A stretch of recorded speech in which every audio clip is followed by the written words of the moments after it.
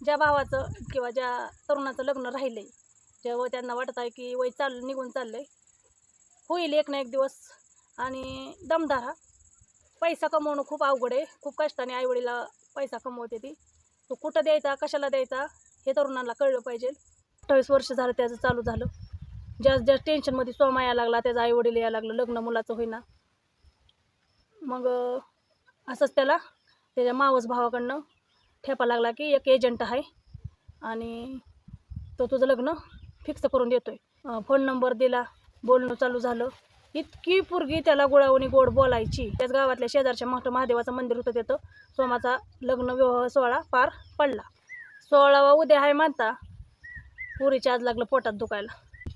Admit केली आणि Soma medical आणायला गेला. तिनं सलाईनची सुई काढून पोरगी पळून गेली. महागारी आला तर खाटावर, पोरगी बी नाही.